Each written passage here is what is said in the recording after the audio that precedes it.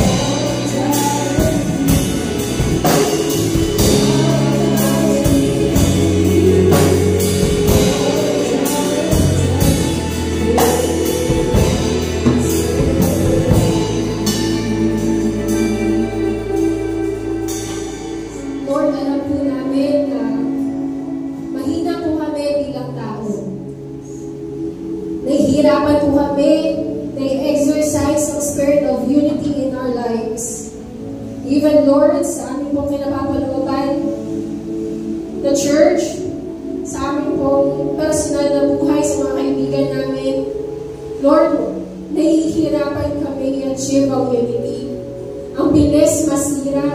nung binuo namin unity, Panginoon. Ang bilis masira, ang bilis maputol.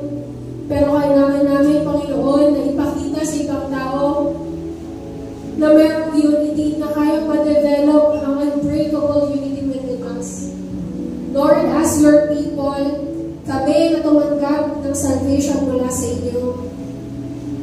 Lord, makikita mo po yung kalalagayan po namin. Lord, hindi po kami perfect. Madalas po kami makasakit na damdamin ng iba. Hindi namin kaya panindigan, Panginoon, yung mga nasasabi namin before. Hindi namin na ipapakita sa iba na the Holy Spirit lives in us dahil sa mga actions namin. The way we speak, Panginoon, the way we think, Lord. Sorry, Panginoon, kasi hindi po namin na ipapakita sa iba kung gaano ka kabuti, kung gaano ka makapangyarihan. And even some of us, Lord, have broken relationships. Ang hirap i-reconcile, Lord. Ang hirap muling ibuo, ang hirap muling buuin, Panginoon, nung nawasak na relationship namin sa ibang tao. And with that, Lord, may hihirapan kami ipamalas yung unity. May hihirapan ang Holy Spirit mo na tulungan kami makabuild ng unity. Kaya naman, Father God, we ask you at this very moment, search our hearts, Lord.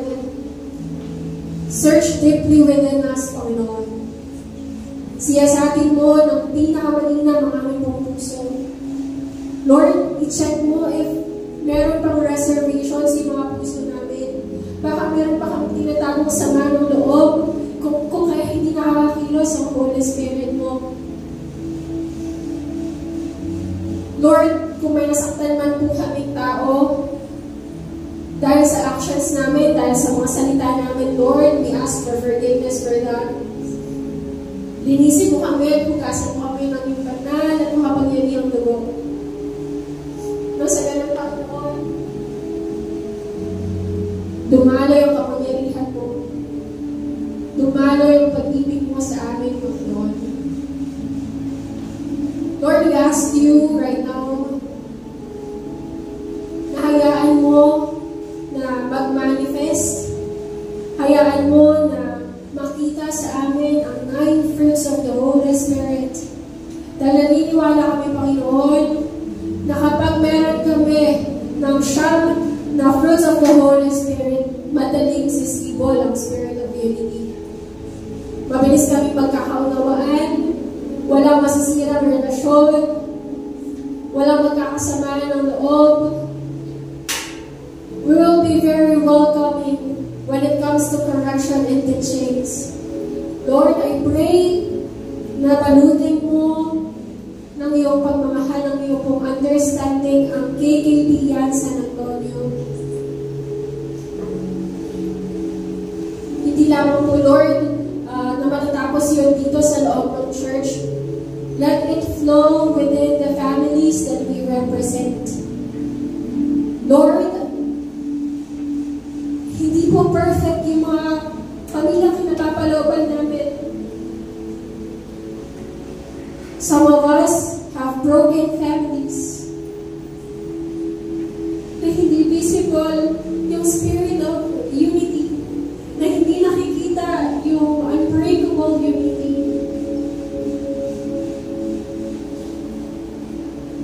But thank you, Jesus, nakilala ka namin. Dahil sa relasyon namin sa inyo, anumang estado ng buhay namin sa oras na ito, anumang kinalalagayan ng pamilya namin sa oras na ito, your love, fill us with your love, so it will overflow inside our families. Lord, fill our lives with your very presence. Fill us, Lord, with your peace. Fill us, Lord, with the confidence that comes from you. Fill us with wisdom. Fill us with your knowledge, O God. At hayaan mo na as we seek you, ang lahat ng ito ay mag-overflow. Ang lahat ng ito dito sa loob ng church, maging sa labas, Panginoon. Lord, hayaan mo na ang bawat isang KKP at yan ng JIL San Antonio ay magpakita ng unbreakable unity.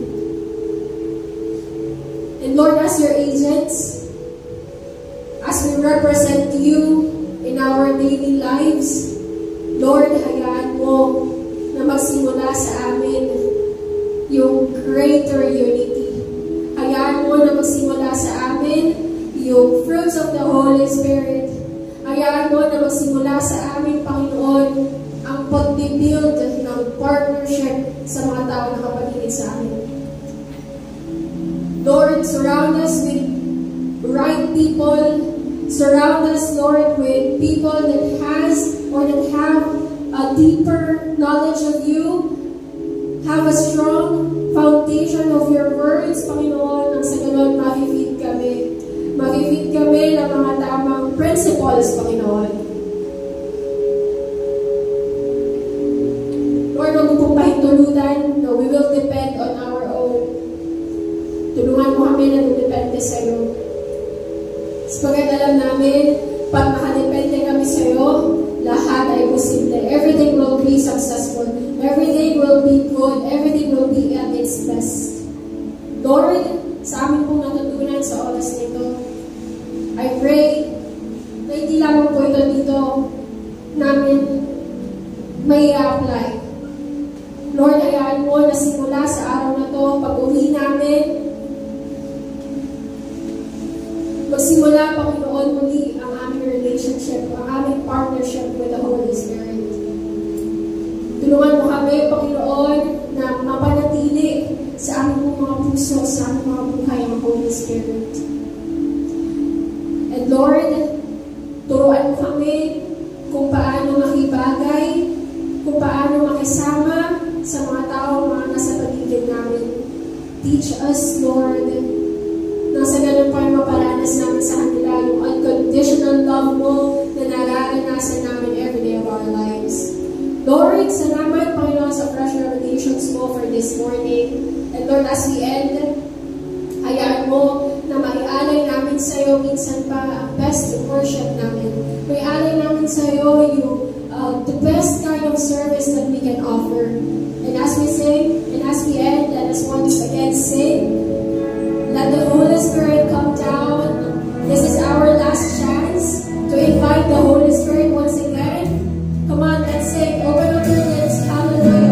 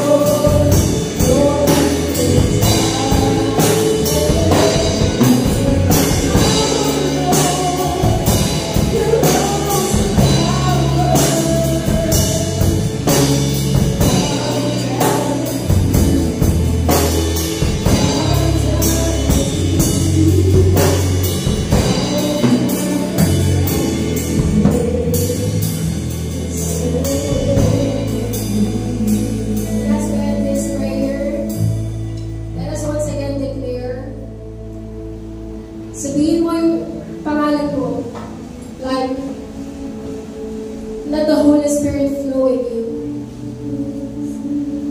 Sabihin natin sa Diyos na ready kang kilusan, handa ka na kumilos ang Diyos sa buhay mo sa oras na to. And that will be the end of our prayer. Come on, let's say, Lord Jesus, I accept the challenge. You are very much welcome to move in my heart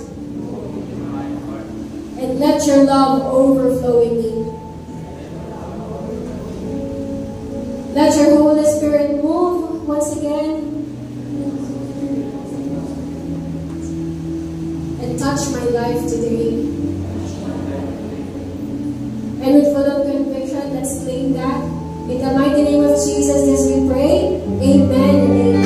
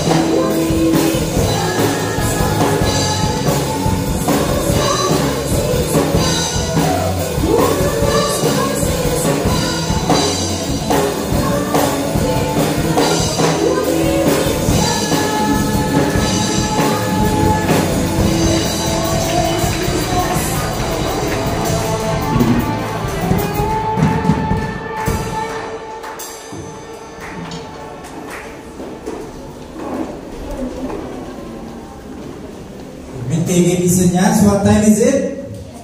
It's giving time. Oras na para sa ating pagbibigay. At sa tema natin ngayon, kanina na sinabi nga, no? Bound for greater unity. Yan, bound for greater unity. At